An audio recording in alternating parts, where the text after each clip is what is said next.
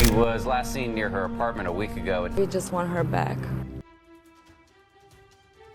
In the city where dreams come true, Adea Shabani's turned into a nightmare. Her story began like countless others, a beautiful young woman with stars in her eyes and Hollywood at her feet. But unlike the fairy tales that drew her here, Adea's story wouldn't have a happy ending. On February 23, 2018, Adea Shabani vanished from her Hollywood apartment. No warning, no goodbye, just gone. As the days turned into weeks, the search for answers would uncover a web of lies, betrayal, and a truth more shocking than any Hollywood script. This is the story of ambition, love, and the dangerous allure of fame. A cautionary tale that reminds us that in the city of dreams, nightmares are just around the corner. The case caught the attention of Neil Strauss, a journalist known for his celebrity interviews in Rolling Stone magazine. Strauss found himself thrust into unfamiliar territory when he agreed to chronicle the search for Adea, alongside retired detective turned private investigator Jaden Brandt. Strauss embarked on a journey that would consume him for over a year. Let's rewind to where it all began. Adea's story began in Macedonia, where she was born on March 16, 1992. From a young age, she dreamed of stardom, her eyes set on a world far beyond her small community. At 23, she made the bold move to California, determined to make a mark in the competitive world of acting and modeling. After graduating from QSI International School in Skopje, Macedonia in 2010, Adea pursued higher education at the American University of Paris, earning a degree in International Business Administration in 2014. However, the corporate world failed to satisfy her creative spirit. Driven by her passion for the arts, Adea made the life-changing decision to move to Los Angeles. There, she enrolled at the esteemed Stella Adler Academy of Acting and Theatre, diving headfirst into the acting and modeling industries. To make ends meet, she volunteered as a hostess for a friend's mobile hookah lounge business. As Strauss delved deeper into Adea's life, a timeline of her final known movements emerged. On February 23, 2018, she was last seen outside her apartment near the Rise and Grind coffee shop. Her phone's last activity was recorded around 12:50 p.m. that day. Curiously, her apartment door was found unlocked, with her computer showing signs of use around 1:08 a.m. The investigation took a disturbing turn when an anonymous tipster reported seeing Adea being placed into a pickup truck, appearing drugged and disoriented. The vehicle's description matched one registered to Chris Spotz, Adea's on-and-off boyfriend and fellow student at the Stella Adler Academy. Chris's engagement to Mary, a nurse, complicated their relationship, which began in September 2017. Despite promises to leave his fiancée, Chris maintained both relationships. In a surprising twist, he had proposed to Adea in January 2018, and the couple had even applied to lease an apartment together. As the investigation progressed, a darker picture of Adea and Chris's relationship emerged. Friends described their romance as turbulent and, at times, violent. Evidence from Adea's iCloud revealed disturbing incidents, including allegations of physical abuse, theft, and even choking. However, the relationship's volatility seemed to go both ways, with reports of Adea also engaging in threatening behavior. The case took an unexpected turn when Chris's vehicle, initially suspected in Adea's disappearance, was located in a parking lot where he and his fiancée Mary were staying. Despite this lead, the Los Angeles Police Department advised Strauss and Brandt against conducting surveillance. In a twist that highlighted the challenges of eyewitness accounts, the anonymous tipster's story began to unravel. Upon further questioning, their account differed significantly from the initial reports. The tipster now claimed Adea appeared to be hiding rather than drugged and admitted to never having recorded a license plate number. Adding to the confusion, conflicting stories emerged about the events immediately following Adea's disappearance. Claims about a frantic search for her computer by the hookah people were later discredited. The breakthrough came when the LAPD obtained surveillance footage from Adea's building. The video from February 23, 2018 painted a startlingly different picture. Adea was seen willingly entering Chris's truck, carrying 2 suitcases and a neck pillow. This revelation aligned with reports that the couple was en route to Chris's uncle's funeral, explaining Adea's earlier inquiry about purchasing red candles. Investigators now faced the possibility that both the tipster and Adea's friend Angel had experienced false memory syndrome. A previous incident where Adea had stood in the bed of Chris's truck during an argument may have been conflated with the events of her disappearance. An interview with Chris's father, Chris Sr., revealed startling inconsistencies in Chris's account of events. Chris Sr. flatly denied the existence of a deceased uncle or any funeral, directly contradicting Chris's initial explanation for his trip with Adea. According to Chris Sr., his son had claimed to have broken up with Adea, alleging she had become hostile towards him. In this version of events, Chris said he had left Adea on the side of the road and never saw her again. Chris reportedly arrived at his father's house in Sacramento around 7 p.m. that day, but ended up staying in a hotel after an argument. When Strauss and Brandt attempted to contact Chris directly, they were met with a response from his lawyer. This new account introduced yet another version of events. Chris and Adea had allegedly been en route to Magic Mountain when an argument erupted, resulting in Chris leaving Adea by the roadside. The attorney also claimed that Chris and Mary were now in hiding, fearing retaliation from Adea's family, whom they believed to have connections to the Albanian mob. As the investigation progressed, 3 distinct narratives emerged regarding Adea's disappearance, each contradicting the others. In the first account, Chris claimed they were traveling to Sacramento for his uncle's funeral when an argument led to him abandoning Adea on the roadside. The second version, which Chris's attorney presented, described a planned trip to Magic Mountain that ended similarly after a dispute. The third story suggested a breakup at Adea's apartment, followed by her threats of self-harm. Despite the conflicting details, one common thread emerged: the volatile nature of Chris and Adea's relationship. Their affair had clearly spiraled out of control, marked by increasing tension and violence. The investigation took a dramatic turn when authorities began tracking Chris's phone movements. February 23rd, the day of Adea's disappearance, his cell phone signal was detected for 40 minutes near Lake of the Woods, a remote area within the U.S. National Forest. Despite an extensive search, divers and nearly 200 volunteers, Adea's body was found. The case reached a tragic climax on March 22, 2018. Chris, accompanied by his friend Chance, was driving from Colorado to California when he was stopped for a routine traffic check. The situation quickly escalated as police, alerted by the flag on Chris's license plate, approached with guns drawn. In a shocking turn of events, Chris fled, leading authorities on a 60-mile high-speed chase. The pursuit ended in tragedy when Chris, after forcing Chance out of the vehicle, took his own life with a 9mm pistol. Before his death, Chris had shared a startling claim with Chance. He alleged that his father and uncle were responsible for Adea's disappearance, even quoting his father as saying, "Don't worry, Chris, girls from LA go missing every day." Chris and Chance were reportedly en route to confront Chris Sr., armed with guns, rope, and a tape recorder, intending to extract the truth through force. However, Chance offered a different account of the events leading to Adea's disappearance. According to him, Chris and Adea had indeed been heading to Magic Mountain when an argument erupted, escalating to physical violence on Adea's part. This version added yet another layer of complexity to an already convoluted case. As the investigation continued, new accounts emerged, further complicating the case. Chance claimed that after the argument, Chris had left Adea by the roadside, only for her to be picked up by Chris's father. When confronted with these accusations, Chris Sr. dismissed them, even implicating his own son. He claimed he had never met any of Chris's girlfriends, citing his son's paranoia about him potentially stealing them. Meanwhile, Mary, Chris's fiancée, presented a starkly different perspective. She painted Chris as the victim of a witch hunt and an obsessive girlfriend. Mary provided access to Chris's Google accounts, which revealed that contrary to earlier suspicions, he had not stopped at Lake of the Woods for an extended period on the day of Adea's disappearance. Mary also alleged that Adea had threatened to fake her own death weeks earlier, referencing a movie plot where a woman frames her husband for murder. The case took a grim turn on March 28, 2018, when Adea Shabani's body was discovered in a shallow grave at the Spencerville Wildlife Area in Nevada County, California. The body was wrapped in a tarp and bound with baling twine. Shockingly, the tip leading to this discovery came from Chris Sr. himself. The coroner's report, released on March 29th, ruled Adea's death a homicide. The cause was determined to be extreme blunt force trauma to the head, which had crushed her skull and caused death within minutes. The extensive autopsy also revealed the presence of caffeine, Valium, and THC in her system. With these tragic findings, the investigation narrowed its focus to 2 primary persons of interest, Chris Spotz and Chris Mraz. As Strauss delved deeper into the case, he uncovered a troubling history surrounding Chris Sr. during a trip to Colorado for Chris's memorial service. Strauss learned of Chris Sr.'s extensive record of domestic violence against Chris's mother, Jade. Over the years, Jade had filed numerous reports with multiple police departments, detailing a harrowing pattern of abuse, threats, and harassment that had forced her to relocate 12 times with her children. A pivotal piece of evidence emerged in the form of a phone call between Chris Sr. and Jade on February 24. Chris Sr. mentioned that Chris had come to him with a problem and referred to Adea as the little one, stating she was missing. This call raised suspicions, as Adea wasn't officially reported missing until February 26th. Using Google data provided by Mary, Strauss and Jade reconstructed Chris's movements on the day of Adea's disappearance. They discovered that after several exchanges with his father, Chris had parked for 21 minutes in an isolated area before calling his father again and putting into a nearby field. Phone records also revealed communications with a burner phone, believed to belong to Chris's uncle, Samuel Mraz. A crucial breakthrough came when they realized